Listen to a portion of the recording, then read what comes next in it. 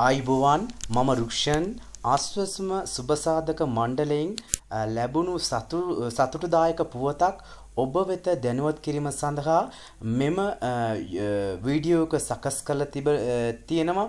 ඒ වගේම ආස්වස්ම පිළිබඳව අලුත් පුවත් ඕගොල්ලෝ ශනිකව දැනගැනීමට සඳහා මාගේ ආස්වස්ම YouTube channel එක subscribe කරන්න. ඒ වගේම bell button එක click කරලා all notification එක enable කරලා තියාගන්න. එතකොට තමයි මම දාන ආස්වස්ම පිළිබඳ අලුත් පුවත් ඕගොල්ලන්ටව ශනිකව දැනගන්න පුළුවන්. බලමු දැන් අපි මොකද්ද ඒ අලුත් පුවත මොකද්ද කියලා. මෙම මාසේ ආස්වස්ම මුදලට හැර ඔගොල්ලන්ට රජයේ විසින් සහනාධාර පැකේජ් එකක් ලබා දීලා තිනවා ආස්වස්ම ප්‍රතිලාභින්ට. ඒක ලබා දෙන්නේ කාණ්ඩ 4කින් ලබා දීලා තිනවා ඔයගොල්ලන්ට කාණ්ඩ 4කින් ඒ කියන්නේ වෙන මුදල් වශයෙන්. ඒ කියන්නේ සාමාන්‍ය කාණ්ඩ 4ක් කියන්නේ 17500ක්, තව කාණ්ඩයක් 10000ක්, තව කාණ්ඩයක් 5000ක්, තව කාණ්ඩයක් 2500ක්. ඒ කියන්නේ අන්ත දිලිඳු ඊට පස්සේ 5000 දීමනාවක්, ඊට පස්සේ සංක්‍රාන්තික දීමනාව. මේ කාණ්ඩ 4 වශයෙන් තමයි ආස්වස්ම දීමනාව ලබා දෙන්නේ. ඒ කාණ්ඩ 4 වෙනම තමයි ඒ සහනාධාර පැකේජ් එකක් ලබා දෙන්නේ. බලමු එක් කාණ්ඩ සඳහා ආස්වස්ම මුදල හැර ඒ කට්ටියට කොහොමද සහනාධාර පැකේජ් එකක් ලබා දීලා තියෙන කියලා බලමු දැන්. අපි පළවෙනිට බලමු. ඒ කියන්නේ පළමු සහ දෙවෙනි අදියර දෙකටම මේ සහනාධාර පැකේජ් එක ලබා දීලා තියෙනවා. ඒකෙන් පළවෙනිට බලමු අපි දැන් අන්ත දිලිඳු ප්‍රතිලාභින්ට කොහොමද මේ සහනාධාර පැකේජ් ලබා දීලා තියෙන කියලා. මුලින්ම ඔයගොල්ලන්ට මේ මාසේ අප්‍රේල් 10 වෙනිදා සාමාන්‍ය ආස්වස්ම ගාස්තු අන්ත දිලිඳු කට්ටියට 10500ක් තමන්ගේ බැංකුවට බැර කරලා තිනවා. ඒ වගේම ඒ කට්ටිය සහනාධාර පැකේජ් එක ලබා දීලා තියෙන්නේ 7500ක්.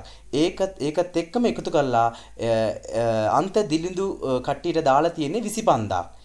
ඒ කාණ්ඩ යටතම ආස්වස්ම ප්‍රතිලාභින් ඒ ගෙදර සමාජිකයින් දෙන්නෙක්ව ඊට වඩා අඩුයි නම් ආස්වස්ම ප්‍රතිලාභය ලැබෙන්නේ 8750යි. ඒත් එක්කම සහනාධාර පැකේජ් එක 8500යි. එකතු කරලා ඒගොල්ලන්ට මේ මාසේ බැංකුවට බැර කරලා තියෙනවා 16250ක්. ඒ වගේම දැන් ඊළඟට බලමු දෙවනි කාණ්ඩ යටතේ කොච්චරක්ද සහනාධාර පැකේජ් එක ලබා දීලා තියෙන කියලා. දෙවනි කාණ්ඩ කට්ටියට සාමාන්‍යයෙන් ආස්වස්ම දීමනාව අප්‍රේල් 10 වෙනිදා 10000ක් ලබා දීලා තියෙනවා. ඒ වගේම ඒ කට්ටියට සහනාධාර පැකේජ් එක 5000ක් ලැබිලා තියෙනවා.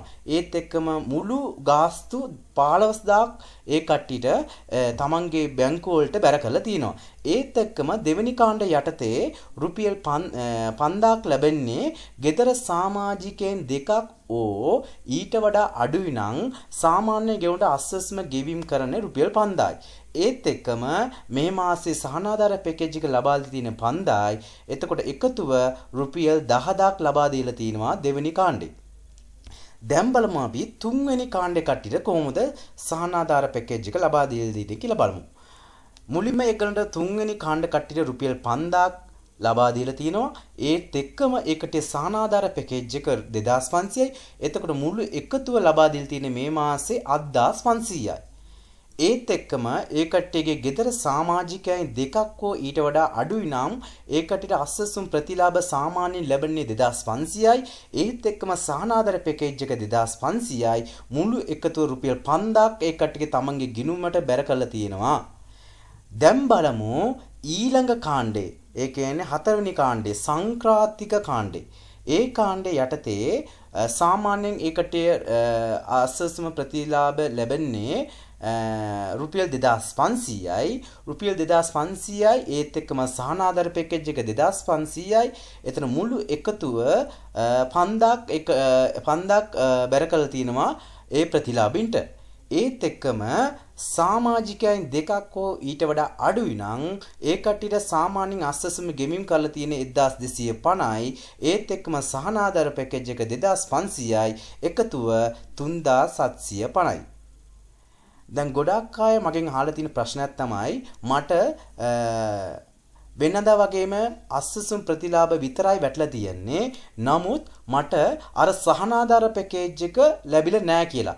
සාමාන්‍යයෙන් අස්සසුම ඔයගොල්ලෝ දන්නවා සිස්ටම් එකට පෙන්නනවා ඒ වෙලාවේ සල්ලි වැටෙනවා කියලා. නමුත් පොඩි කාලයක් යනවා ඔයගොල්ලෝ බැංකුවට බැරවෙන්න. ඒකෙන්ද ඒකට ඔයගොල්ලන් ඔරි වෙන්න එපා. සාමාන්‍යයෙන් මේ අස්සසුම් ප්‍රතිලාභින් බැර කළා සාමාන්‍ය පැය 5කින් පස්සේ තමයි මේ සහනාධාර පැකේජ් එක ඔයගොල්ලන්ට බැංකුව වලට බැර කරලා තියන්නේ. මේ පිළිබඳව ඕගොල්ලන්ට මොකක් හරි ප්‍රශ්නයක් තියෙනවා නම් මේ වීඩියෝ එකකින් පල්ලෙන් කමෙන්ට් සෙක්ෂන් එක ඔයගොල්ලන් දාන්න මම ශනිකව ඔයගොල්ලන්ට පිළිතුරක් දෙන්නම්. මේ වීඩියෝ එක ඔයගොල්ලෝ කැමති නම් ලයික් කරලා අනිත් කට්ටියට ෂෙයා කරන්න ඒත් එක්කම අස්සසුම් පිළිම අලුත් පුවත් මාගේ දැන ගැනීම සඳහා මාගේ YouTube channel එක subscribe කරලා තියාගන්න. ස්තුතියි.